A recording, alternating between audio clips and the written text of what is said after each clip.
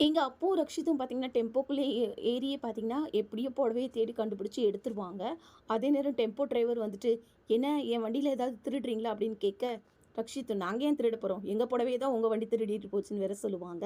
அதே நேரம் டைம் ஆகுது, நம்ம கிளம்பலாம்னு சொல்லி போகணும்னு நினைக்கையும், டிரைவரும் பார்த்தீங்கன்னா, "என் வண்டிக்கு இவ்வளோ டேமேஜ் ஆக்கிட்டு எங்க எஸ்கேப் ஆக போறீங்க? எனக்கு ரூ. 5000 பணம் வேணும்னு" கேட்கையும், இங்க ரக்ஷித்தும் பார்த்தீங்கன்னா, கோபமா டிரைவர் கிட்ட வந்ததும், அடிக்க தான் போறாங்கன்னு பார்த்தா, டிரைவர் கிட்ட கேட்பாங்க, "கையில கேஷா வேணுமா? இல்லைன்னா ஜிபே பண்ணவான்னு" வேற கேட்பாங்க.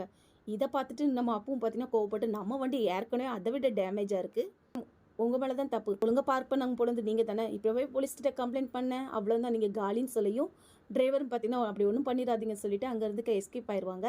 அதே நேரம் இவங்களுக்கு போக வண்டி இல்லாததுனால, நம்ம ரக்ஷித்தும் பார்த்தீங்கன்னா, ஸ்நாக்ஸ் ஆர்டர் போடுற மாரி போட்டு, ஸ்நாக்ஸ் டெலிவரி பண்ணதுக்கு வந்த ஸ்கூட்டிய பார்த்தீங்கன்னா, கொஞ்ச நேரத்துக்கு தர முடியுமான்னு சொல்லிட்டு, அதுக்கான பே பண்ணிட்டு, ஸ்கூட்டி ஓட்ட தெரிஞ்சும் தெரியாமலும் விழுந்து எழுந்து பார்த்தீங்க எப்படியோ, நம்ம குருஜி கோவப்பட்டு அங்கேருந்து கிளம்ப போறதுக்கு முன்னாடி காம்படிஷன் ரவுண்டுக்கு உள்ள வந்துருவாங்க.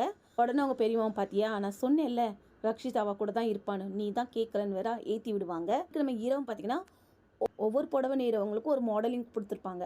அப்புக்காக இருந்த மாடலிங்கை பார்த்தீங்கன்னா வேணும்னே துரத்தி விட்டுருவாங்க. இதனால என்ன பண்ணுறது அப்படின்ட்டு முழிச்சிட்டு இருக்க நேரத்தில் நம்ம ரக்ஷித்தும் பார்த்தீங்கன்னா என்ன செய்வாங்க, "எதுக்கு மாடலிங், நீயே அந்த புடவை கட்டிட்டு வான்னு" சொல்ல, அப்புக்கு தான் புடவை கட்டணும்னாலே பயமே. ஏன்னா லலித் அந்த அளவுக்கு கொடுமைப்படுத்தியிருக்காங்க. இதனால கட்ட பயமா இருக்க, ரக்ஷித்தும் பார்த்தீங்கன்னா கரெக்டாக அந்த இடத்துக்கு வந்து கண்ணை கட்டி நம்ம அப்புக்கு பார்த்தீங்கன்னா புடவை கட்டி விடுவாங்க. போட தங்கச்சி ஆரும் பார்த்தீங்கன்னா அவங்க ஃபோன் பேசிக்கிட்டே வரும்போது, நம்ம விவானும் பார்த்தீங்கன்னா தெரியாமல் இடிச்சிட, இதில் ஃபோன் கீழே விழுந்து உடஞ்சிரும். பதிலுக்கு நம்ம விவானும் பார்த்தீங்கன்னா அவங்களுக்கு எதிர்பார்க்காமலே சூப்பராக நல்ல ஒரு ஃபோனை வாங்கி கொடுத்துருவாங்க. அதே மாதிரி ஸ்டேஜில் ஒவ்வொரு மாடலிங்காக வரும்போது பார்த்தீங்கன்னா அவங்க நெஞ்ச புடவை அவங்க உடுத்துட்டு வந்து அந்த புடவைக்கான எக்ஸ்பிளைன் பண்ணியும், குருஜிக்கும் பார்த்தீங்கன்னா ரொம்பவே பிடிச்சி போயிடும் சாரீ டிசைன். அப்புறம் என்ன, டைட்டில் வின்னரே நம்ம அப்பு தான். லலித்தும் பார்த்தீங்கன்னா அந்த ஷோவை டிவியில் பார்த்துட்டு, 25,00,000 ஓ, இதனால தான் நான் போட்ட பிளான் எல்லாம் சொதப்புச்சா, 25 லட்சம் வரப்போகுதுன்னுட்டு இவ்வளோ சந்தோஷமாக இருப்பாங்க. ரக்ஷித்தோட அப்பாவும் பார்த்தீங்கன்னா அப்போவும் மீட் பண்ணி பேசும்போது தான் எல்லாரும் பார்த்துட்டு, "ரக்ஷித், என்னப்பா உங்களுக்கு இவங்களை தெரியுமான்னு" கேட்க, "நான் சொன்னேன்ல என்னை ஒரு பொண்ணு தண்ணியிலேருந்து காப்பாத்துச்சுன்னு, அந்த பொண்ணே இந்த பொண்ணு தான்" அப்படின்னு சொல்லுவாங்க.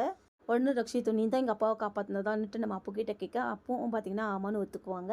அவங்க அம்மா வேறு சும்மா இல்லாமல் வீட்டுக்குள்ளே வர்றதுக்கு முன்னாடியே வீட்டாலேயே காப்பாற்றிருக்கேன்னு சொல்லிட்டு ரொம்ப சந்தோஷப்படுவாங்க. அதே நேரம் அப்பவும் பார்த்தீங்கன்னா எப்படியாவது லலித் பற்றின உண்மையை சொல்லணும்னுட்டு நினைக்கையும், அருவோட வருங்கால மாமியார் வந்துட்டு, "நம்ம அப்புக்கிட்ட ரொம்ப சந்தோஷமா இருக்கு, இப்போ நீ எதிர்பார்க்கவே இல்லை, நீ ஜெயிச்சு அவங்க அப்பாவை பெருமைப்படுத்திட்டேன்னு சொன்னது மட்டும் இல்லாமல் ஒரு முடிவு எடுத்திருக்கேன், ஆறு ரோஹனோட நிச்சயதார்த்தத்தை இன்னைக்கு வச்சுக்கலாம்னு" சொல்லுவாங்க. அப்புறம் என்ன, நிச்சயதார்த்தத்துக்கான எல்லா வேலையும் பார்த்தீங்கன்னா சூப்பராக தடபுடலாம் நடந்துகிட்டு இருக்கும். அதே மாதிரி இந்த வீடியோ பார்க்குற எல்லாரும் ஒரு லைக் போட்டுட்டு சேனல் சப்ஸ்கிரைப் பண்ணால் ரொம்ப நல்லாயிருக்கும்.